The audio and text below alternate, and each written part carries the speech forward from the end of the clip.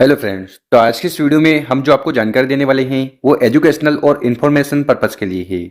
मैं कोई financial adviser नहीं हूं और कोई भी निर्णय लेने से पहले आपको खुद से रिसर्च करना जरूरी है।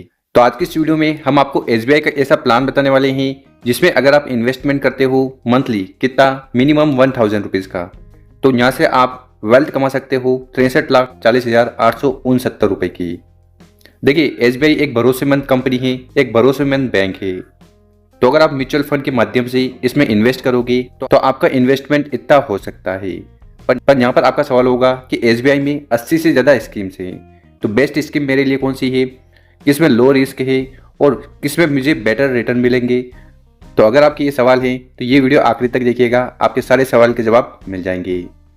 देखिए, आज की इस वीडियो में हम आपको 3 अलग अलग फंड का कंपैरिजन करके बताएंगे कि एसबीआई के कौन से फंड आपके लिए बेस्ट हैं। पहला है एसबीआई मेगा मिड कैप, फिर कॉन्ट्रा फंड और एसबीआई स्मॉल कैप। उसके पहले जान लेते हैं कि 1 ईयर, 3 ईयर, 5 ईयर और जब से ये फंड रिलीज हुए हैं तो हम जानेंगे कि क्या क्या रिटर्न अभी तक इन फंड ने दिए हैं। फर्स्ट ईयर में 25, 25, 30। वहीं अगर हम बात करें 3 ईयर्स में तो 22, 26, 22। 5 ईयर्स में 29, 31 और 28।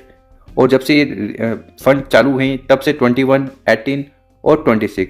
तो यहाँ पर हम देख सकते हैं कि एसबीआई स्मॉल कैप में आपको 26% तक का रिटर्न मिला है। पर इससे हम ये डिसाइड नहीं कर सकते। निर्णय लेने के लिए हमें चेक करने होंगे एक्सपेंस रेशो। एक्सपेंस रेशो क्या है? देखिए, एक्सपेंस रेशो अलग अलग है। एक तो डायरेक्ट प्लान है, एक रेगुलर प्लान है। तो डायरेक्ट प्लान का जो एक्सपेंस रेशो है वो 0.79, 0.59 और 0.66 है। उसी प्रकार से रेगुलर प्लान का 1.67, 1.50, 1.57। तो ये एक्सपेंस रेशो होगा। अब जानते हैं कि एक साल में अगर फंड से निकलेंगे तो क्या क्या एक्सपेंस रेशो रहेगा। 1%, 1%, 1%। फंड साइज देख लें 21,000 करोड़, 40,000 करोड़, 33,000 करोड़। और अल्फा देखें तो जिसका ज़्यादा अल्फा रहेगा वो फंड उतना बेहतर रहेगा।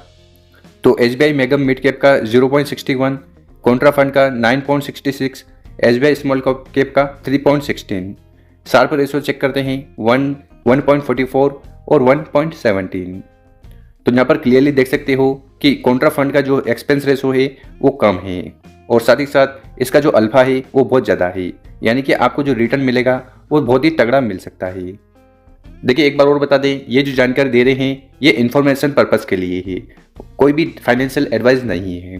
तो जानते हैं हमारी इन्वेस्टमेंट स्ट्रेटेजी क्या होने वाली है। आपको पता होगा कि हर साल जो इन्फ्लेशन रेट है, महंगाई की दर है, वो 6 से 7% है और हमने जो चूज़ किया है वो है एसबीआई कॉन्ट्रा डायरेक्ट प्लान। देखिए, आप चाहो तो रेगुलर प्लान भी चूज कर सकते हैं, पर वहाँ पर आपको भारी भरकम कमीशन देना पड़ेगा आपको एडवाइजर को। तो यहाँ पर हमारे पास 3 ऑप्शन है। पहला ऑप्शन देखते हैं कि अगर आप मंथली 1000 डालते हैं, ठीक, तो टोटल इन्वेस्टमेंट आपका 48,000 होगा। 19% एनुअल रिटर्न है। तो 4 साल बाद आपकी फंड की जो साइज होगी वो होगी 72,000। इसी प्रकार से सेकेंड ऑप्शन में देखते हैं 1000 आप इन्वेस्ट करते हो, ठीक है, और 10% से इंक्रीमेंट करते हो, तो टोटल आपका इन्वेस्टमेंट होगा 55,692 रुपीज़ और एक्सपेक्टेड रिटर्न 90। तो यहाँ पर चौथे साल आपकी जो इन्वेस्टमेंट की वैल्यू होगी वो होगी 81,936 रुपीज़। और यहाँ पर हमारे पास तीसरा ऑप्शन है। तीसरे ऑप्शन में क्या करते हो, आप कोई भी एसआईपी नहीं करते हो, ठीक है, मंथली एसआईपी नहीं करते हो, डायरेक्ट लमसम कर देते हो, ठीक।